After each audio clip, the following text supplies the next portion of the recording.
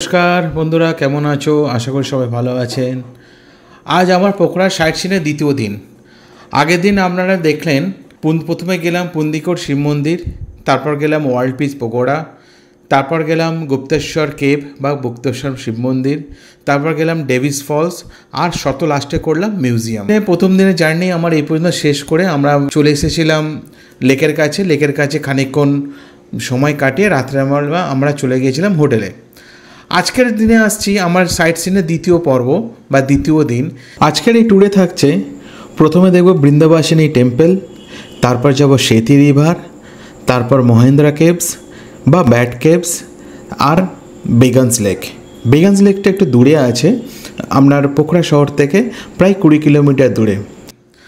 আজকে সকালে আমরা সকাল 5:30টার সময় আমাদের গণেশদা চলে এসেছিলেন গাড়ি নিয়ে সানরাইজ দেখতে। আমরা সকালবেলা ভোরের দিকে আমরা যথারীতি 4:30টার সময় আমরা পৌঁছে গিয়েছিলাম সানরাইজ পয়েন্টে। ওখানে সুন্দরভাবে সানরাইজ দেখলাম। সানরাইজ দেখে আমরা চলে এসেছি 7টা নাগাদ আমাদের হোটেলে এসে আমরা রীতিমতো ফ্রেশ আপ হয়ে আমাদের যে ফ্রি ব্রেকফাস্ট খেয়ে এখন সময় হয়েছে অলমোস্ট 9:30 নাগাদ। আমরা 9:30টার সময় আমরা বেরিয়ে পড়েছি আমাদের দ্বিতীয় দিনের সাইট সিন করতে গণেশদার সাথে। এই হচ্ছে আমাদের পাগলা। হ্যাঁ, আজকে হলো ডে 8। আজকে হলো কি সেকেন্ড ডে ইন পোখরা। প্রথমে এখন যাচ্ছি বৃন্দাবাসিনী টেম্পল। তো আমরা আছি এখন বৃন্দাবাসিনী টেম্পল। এটা মা দুর্গারই একটা রূপ। এখানে মা সরস্বতী, মা দুর্গা, শিবের মন্দিরও আছে এখানে। দেখতে পাচ্ছেন কত দর্শনার্থী এখানে আসে। ইভেন এখানে নবরাত্রি, কালী পূজা বা দিওয়ালিতে খুব বড় অনুষ্ঠান হয়। এখানে প্রচুর শ্রদ্ধালু প্রত্যেক বছর। আর এখানে প্রচুর জাগ্রত ভালো পূজায় পোখরায় আসলে এটা হচ্ছে মাস্ট ভিজিট প্লেস। অবশ্যই ভিজিট করবেন, মায়ের দর্শন করবেন।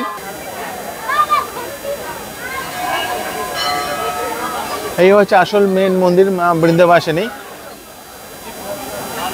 আজকে যথেষ্ট ক্রাউড আছে। এই দিকে হচ্ছে বাবা মহাদেবের মন্দির আছে, বাঁ দিকে নন্দী মহারাজ।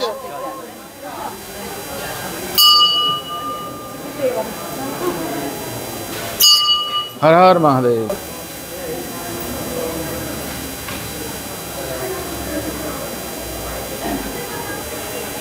নন্দী মহারাজ। এটা হচ্ছে রাধা কৃষ্ণ সীতারামের মন্দির।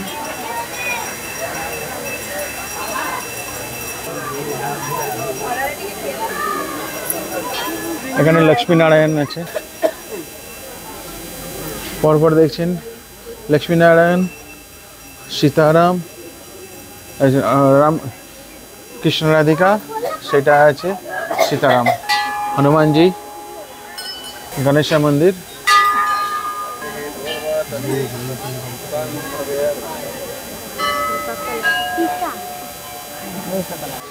এই বৃন্দাবাসিনী এটা কথিত আছে, এই মন্দির দেবকী আর বাসুদেবের যে অষ্টম গর্ভ, যেটা আমাদের শ্রীকৃষ্ণ যখন হয়ে যাওয়ার পরে যখন কংস তাদের কারাগারে দেবকী মা বাসুদেব বাবা যখন একটা পুত্র সন্তানের জন্ম দেন, যেটা শ্রীকৃষ্ণ, তখন একজন দেবীর সাথে এক্সচেঞ্জ করা হয়। এবং আপনারা ভালো করে জানেন যে দেবী বাবা তখন এই পুত্র সন্তানটি যমুনা নদী ক্রস করে যশোদার কাছে দিয়েছিলেন। সেই সময় কংস যখন খবর পান যে তার কারাগারে সন্তান জন্ম করেছে তখন গিয়ে দেখেন সেটা একটা কন্যা সন্তান। তা যখন কন্যা সন্তান হাতে নিয়ে যখন তাকে মারার চেষ্টা করে, তখন দেখবেন না তিনি আকাশে মিলিয়ে যান বা তিনি অদৃশ্য হয়ে যান। এবং সেই মা হচ্ছে বৃন্দাবাসিনী মা। এখানে যেটা প্রচলিত আছে সেই বৃন্দাবাসিনী মা এটাই। আর এখানে একটা দেবীর রূপ, মা কালীর রূপ।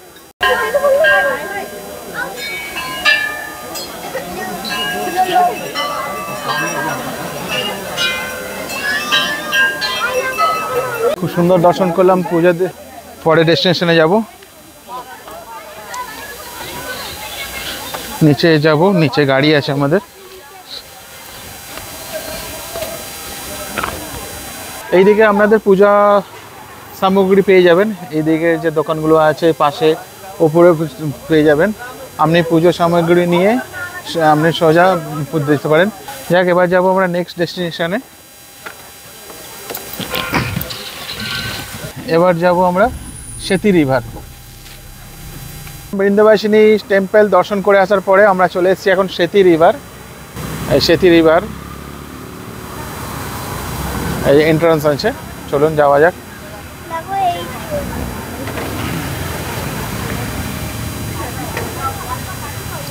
ঢুকেই একটা ছোটো মতো গার্ডেন।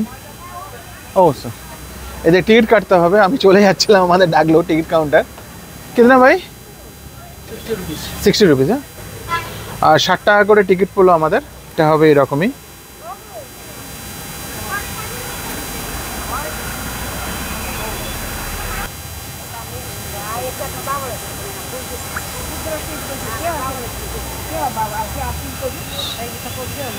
আমরা একটু নিচে নামতে হবে,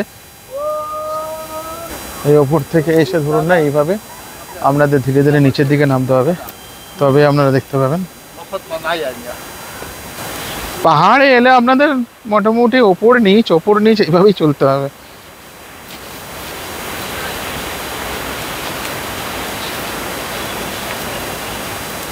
এই দেখুন কি সুন্দর।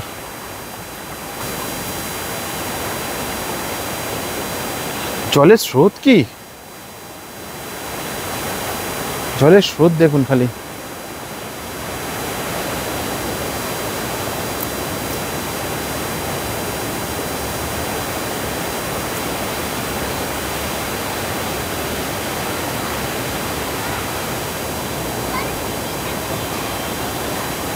এই দেখুন জলের স্রোত দেখুন খালি।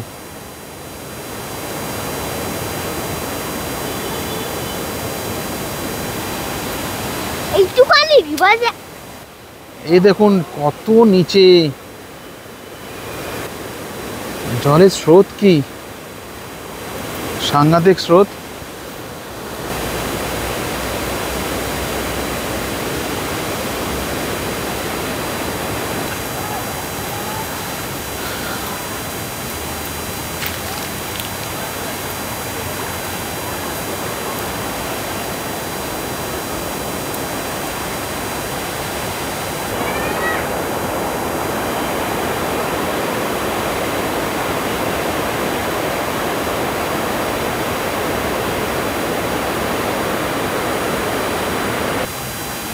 ফিফটি করে চলে যাবে।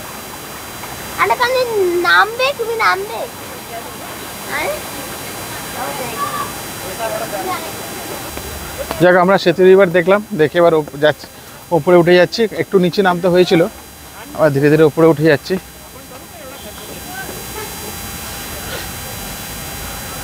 এদিকে রেস্টরুম আছে, কেউ যদি ফ্রেশ হতে চান তারও ব্যবস্থা আছে।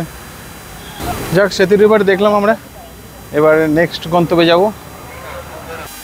আমি এখন দাঁড়িয়ে আছি মহেন্দ্রা কেভ বা মহেন্দ্রা গুফা। এটি জানা যায় যে 1950 দশকের দিকে কিছু পোখরার রাখালরা এই জায়গাটার খোঁজ পায়, এবং এই জায়গাটার আগে নাম ছিল আন্ধেরা ভবন, যেটা অর্থ হলো অন্ধকার জায়গা। এই যে খবরটা নেওয়ারি ভাষা সংবাদ মাধ্যমে প্রকাশিত হওয়ার পর তৎকালীন রাজা মহেন্দ্র বীর বাহাদুর শাহ যে খবরটা জানার পরে তৎক্ষণাৎ এই জায়গাটির পরিদর্শন করেন। অ্যান্ড পরিদর্শন করার পরে এটা আনুষ্ঠানিকভাবে এটাকে উদ্বোধন করা হয় অ্যাজ এ ট্যুরিস্ট প্লেস হিসেবে। যে এই কথাটা জানার পর থেকে হাজার হাজার পর্যটকরা এখানে দর্শনে আসেন, এটা দর্শনে দেখার জন্য। এটা জানা যে এর ভেতরে এটি একটি চুনা পাথরের গুহা। এখানে স্ট্যামোলোগাইট অ্যান্ড স্ট্যামোলোকাটাইট নামে এক খনিজ পদার্থ পাওয়া যায়। এবং এই গুহার ভিতরে একটা শিব মন্দিরও আছে। এখানে ভেতরে পূজা হচ্ছে, একজন পণ্ডিতজি আছেন, তিনি পূজা করাচ্ছেন ভিতরে।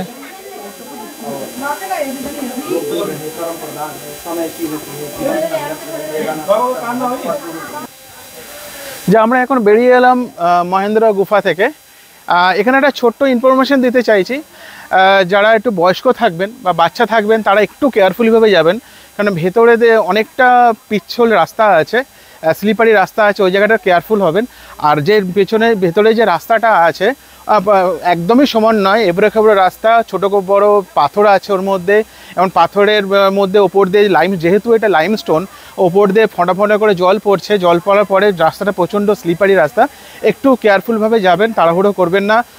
বিশেষ করে বাচ্চাদের নিয়ে যখন হাঁটবেন, একটু বাচ্চা যদি হয় কোলে করে নেবেন, আর যদি একটু বড় হয় ওদের ভালো করে হাত ধরে নেবেন। কারণ অনেক সময় দেখা গেছে, আমার চোখের সামনেই হয়েছে যে কিছু বাচ্চা সে পড়ে গেছে, আর যারা বয়স্ক হয়েছে তারাও কিছু পড়ে যাওয়ার মতো হয়ে গেছিলো তা কোনো রকমভাবে। তা আমি এটা চাইবো যে আপনারা আনন্দ করতে আসছেন, অবশ্যই আনন্দ করুন, যাতে কোনো রকম কারোর দুর্ঘটনা ঘটে, এটাই আমার তরফ থেকে অনুরোধ রইল। মহেন্দ্রা গুফা থেকে বেরিয়ে এলাম, বেরিয়ে এসে গাড়ি ধরে এবার যাচ্ছি ব্যাট কেভ। আমাদের এটা 4 নম্বর পয়েন্ট। দেখা যাক কেমন লাগে জায়গাটা। আমরা এখন ব্যাট কেভের দিকে এগোচ্ছি। আমরা মহেন্দ্রা কেভ গুফা দেখে চলে এলাম ব্যাট কেভের কাছে। এটা মহেন্দ্রা গুফার কাছাকাছি আছে, হেঁটে এলে আমরা হয়তো 10 মিনিটের মতো টাইম লাগবে। যেহেতু আমাদের গাড়ি ছিল, খুব তাড়াতাড়ি চলে এলাম আমরা, 2 থেকে 3 মিনিটের মধ্যেই।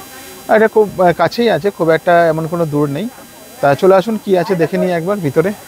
এই হচ্ছে ব্যাট কেভের মেন এন্ট্রান্স। মেন এন্ট্রান্সটাই রয়েছে ব্যাটের মতো, ভালো লাগলো। এখানে টিকিট কাটতে হবে।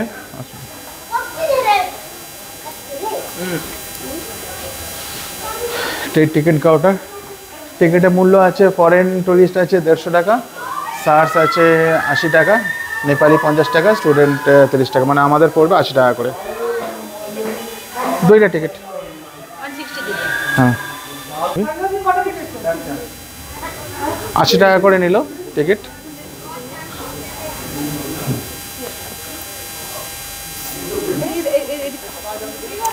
ভালো, লোকেশনটা খুব সুন্দর।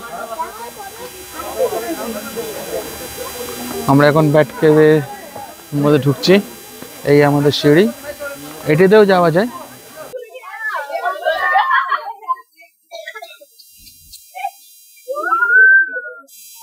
এই হচ্ছে এন্ট্রান্স।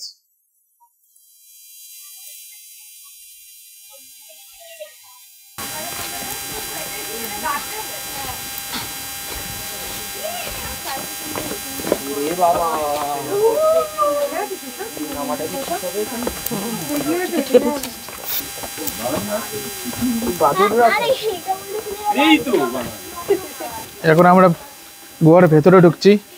একটু সাবধানে আসবেন, হ্যান্ডেল ধরে, রাস্তা পিছল আছে।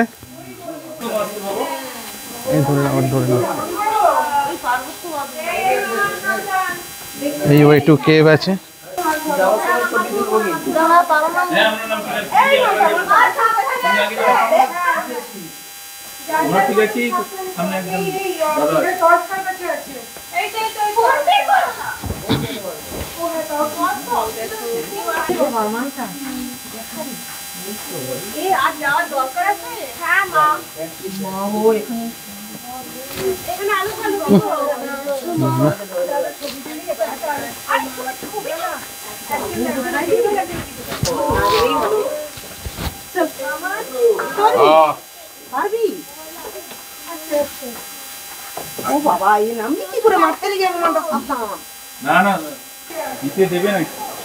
কিছু নেই ভিতরে,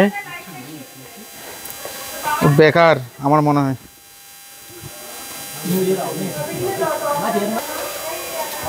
দেখুন রাস্তার অবস্থা, দেখুন কি অবস্থা।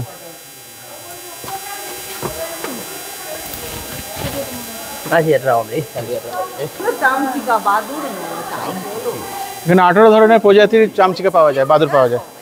হ্যাঁ, চামচিকার বাদুড় তো আলাদা। ব্যাট ব্যাট ব্যাট ব্যাট মানে বাদুড়ই আমরা জানি তো সবাই ব্যাটম্যান আমরা আছি। হ্যাঁ, যে হারে এসছি সেটা ব্যাটম্যান।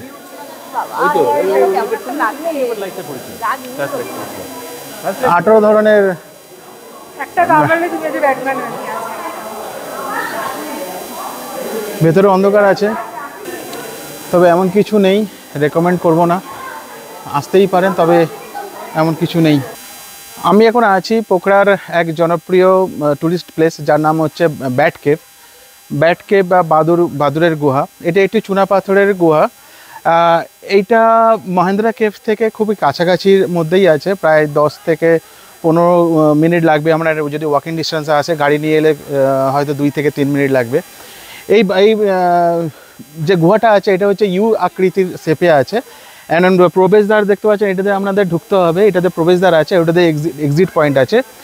অ্যান্ড প্রবেশদ্বারের ভেতরে ঢুকলেই প্রথমে আপনারা অনেকটা নিচে গুহার ভেতরে ঢুকে যেতে হবে। এর গুহার ভেতরে যখনই ঢুকবেন দেখবেন দুদিকে দুটো পাহাড়ের ওপর দিকে অনেক ধরনের যে হর্সু প্রজাতির বাঁদর পাওয়া যায়। হর্সু যেটা হচ্ছে সায়েন্টিফিক নেম আছে রাইনোপলিডেট, এর জাতের বাঁদর পাওয়া যাবেন। এবং এখানে যে গুহাটা আছে, এখানকার আদিবাসীরা যে মনে করেন যারা পাপ করেননি তারাই একমাত্র এই গুহাটা অতিক্রম করতে পারবেন। কারণ যে এন্ট্রান্স পয়েন্টটা তো খুবই প্রশস্ত আছে, কিন্তু যেটা এক্সিট পয়েন্ট আছে সেটা অনেকটা ন্যারো বা সংকীর্ণ, সেখান দিয়ে ওঠাটা অতিক্রম করাটা খুবই শক্তর ব্যাপার। সেই জন্য আদিবাসীদের মান্যতা আছে যেটা যারা বেশি পাপ কর্ম করেনি তারাই একমাত্র এই গুহাটাকে অতিক্রম করে আসতে পারবেন। তাই এটা আমি রেকমেন্ড করব না, খুব একটা কিছু নেই আমার ব্যক্তিগত দিক দিয়ে। আসতে চাইলে আসতে পারেন, কিন্তু ভেতরে খুবই অন্ধকার। আর একটা জিনিস বলা ছিল, যখনই আমরা টিকিট কাটবেন ওখান থেকে আপনারা একটা টর্চ লাইট সংগ্রহ করবেন, ওরা ওখান থেকে দিয়ে দেবে টর্চ লাইট সংগ্রহ করে আমরা নিচে নামবেন। কিন্তু যখনই নামবেন খুব সাবধানে নামবেন, কারণ রাস্তাটা খুবই একটা ভালো না, আর খুব কেয়ারফুলিভাবে আসবেন। তো বাচ্চাদের জন্য আমি রেকমেন্ড কোনোদিনই করবো না, রইল বয়স্করা তাদেরও আমি কোনোদিন রেকমেন্ড করবো না। তবে যারা অ্যাডভেঞ্চার প্রিয়, যারা অ্যাডভেঞ্চার করতে ভালোবাসে তারা অবশ্যই আসুন, এসে তারা এখানে খানিকক্ষণ টাইম কাটাতেই পারেন, কোনো অসুবিধা হবে না। তবে একটা জিনিস আমি বলতে চাইবো, এখানে যে প্রশাসন আছে, এখানে যেখান থেকে এক্সিট পয়েন্ট সেখানে কিছু ভলেন্টিয়ার রেখে দেওয়া উচিত। আর জানি না এটা আমার বলা উচিত হবে কি না, এটা আমার নিজস্ব ব্যক্তিগত, আর রেকমেন্ড করবো না আসতে, কিছুই নেই। তবে আরেকটা যেটা জানলাম, এখানে শীতের সময় প্রায় 18 প্রজাতির বাদুড় পাওয়া যায় এখানে। আর এই যে জঙ্গলটা আছে পুরোটাই, মানে এই যে গুহাটা আছে এটা পুরোটাই জঙ্গলে ঘেরা, চারিদিকে জঙ্গল আছে। এখানে অলরেডি বলেই দেওয়া আছে বিভিন্ন কি করবেন কি করবেন না। যাক, আমরা ব্যাট ক্যাপ থেকে বেরোলাম, এখন আমরা যাব বেগানস লেক। এখন আমি আছি বেগানস লেক, যেটা পোখরা থেকে 20 কিলোমিটার দূর। আমরা সবে পৌঁছালাম বেগানস লেক। আমরা ব্যাট ক্যাপ থেকে গাড়ি ছেড়েছিলাম প্রায় 45 মিনিট আগে। 45 মিনিট লাগলো আমাদের ব্যাট ক্যাপ থেকে এই বেগানস লেকে আসতে। চারিদিকে সুন্দর জায়গা, একটা সুন্দর পরিবেশ আছে, খাবার জায়গা, লজ, রেস্টুরেন্ট, বার। তা আমি এখন বেগানস লেকের দিকে যাচ্ছি। এটা জানা যায় যে নেপালের টোটাল 3টে লেক আছে, তার মুগলিনের কাছে একটা আছে সব থেকে বড়, আর এইদিকে আপনার পোখরাতে আছে এই 2টো লেক। যেটা সব থেকে বড় লেক হচ্ছে ফিওয়া লেক, যেখানে মেন লেক সাইড বলে আছে। আর দ্বিতীয় বা নেপালের তৃতীয় যদি লেক বলতে পারেন সেটা হচ্ছে এই বেগানস লেক, পুরো পাহাড়ে ঘেরা।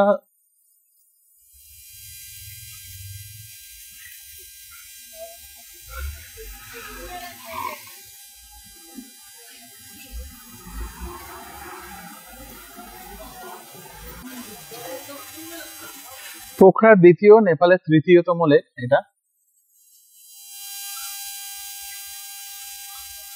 আয়তনের দিক দিয়ে দেওয়া আছে।